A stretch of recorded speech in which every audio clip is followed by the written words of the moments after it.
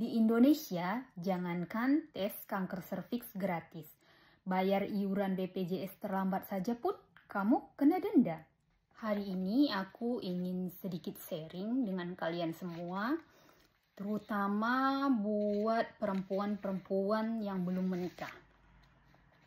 Video ini sedikit panjang, tapi sangat bermanfaat buat seluruh wanita di Indonesia.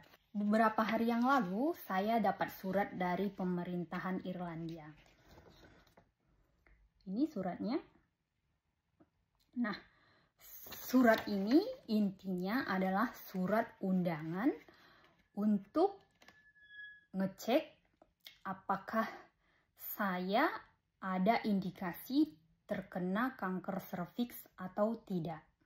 Apa yang menarik dari surat ini adalah saya di sini bukan warga negara mereka dan saya belum bekerja, yang artinya saya tidak mempunyai kontribusi terhadap negara ini.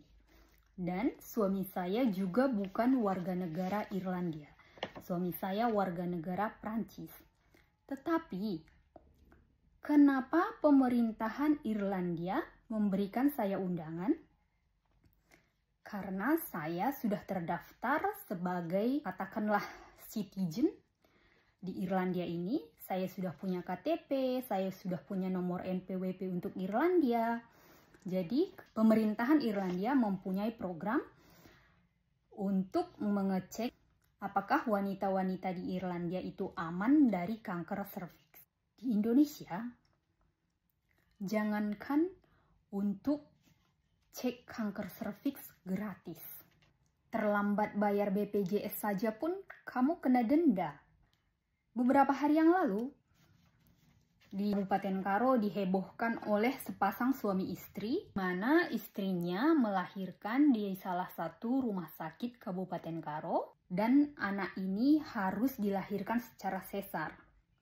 Namun, karena ketidaksanggupan si ayah dan si ibu membayar iuran BPJS dan mereka juga tidak mampu membayar biaya rumah sakit, jadi anak ini ditinggalkan di salah satu rumah sakit di Tanah Karo. Lalu ayah ibunya pergi, sehingga berita ini viral. Apa korelasi yang ingin saya sampaikan antara surat ini dengan keluarga yang tidak mampu membayar BPJS ataupun membayar biaya persalinan tersebut? Di Irlandia, pertama perlu kalian ketahui, warga negara Irlandia jika gaji mereka hanya upah minimum, maka mereka itu tidak mau menikah. Mereka itu tidak mau punya anak. Karena meskipun di sini anak-anak itu gratis sekolah dari SD sampai SMA, namun biaya untuk anak itu kan mahal. Itu yang pertama. Sedangkan di Indonesia, meskipun sudah miskin, kita itu selalu gila untuk menikah. Gila untuk punya anak. Meskipun gaji UMR, anak malah 3-4. Yang kedua, Irlandia itu pemerintahannya tidak hobi korupsi. Kalian tahu, di tahun 2025 ini, Irlandia surplus 12%. Apakah pernah Indonesia surplus? Seingat saya belum pernah. Terus, di Indonesia, pemerintahan kita hobi korupsi. Sehingga kita tidak bisa mendapatkan fasilitas yang layak sebagai warga negara Indonesia. Ketiga, di sini tidak ada yang namanya budaya menanyakan kapan kamu menikah, kapan kamu punya anak. Karena orang-orang di sini concern terhadap kualitas hidup. Jadi menikah, punya anak itu bukan kewajiban. Menurut orang-orang di Irlandia, jika kamu tidak bisa memberikan hidup yang layak terhadap anak kamu, jika kamu tidak bisa memberikan pendidikan yang layak terhadap anak kamu, kamu tidak pantas punya anak.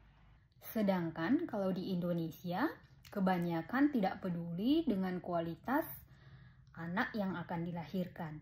Yang penting sudah menikah, sudah punya anak. Itu saja sudah cukup.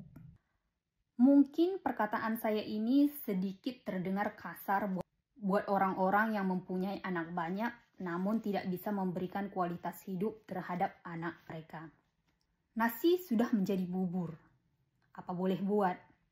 Namun, kenapa saya ingin share hal ini adalah saya ingin sampaikan kepada wanita-wanita di Indonesia, terutama wanita yang belum menikah, tolong pikirkan matang-matang sebelum kamu menikah. Apakah kamu bisa memberikan kehidupan yang layak terhadap anak kamu? Apakah kamu dan calon suami kamu bisa memberikan pendidikan yang layak terhadap anak kamu? Jika tidak, tolong pikirkan 100 atau 1000 kali lagi sebelum kamu menikah. Sehingga ke depannya tidak ada lagi anak yang dilahirkan di rumah sakit tetapi orang tuanya harus lari malam karena tidak mampu bayar biaya persalinan.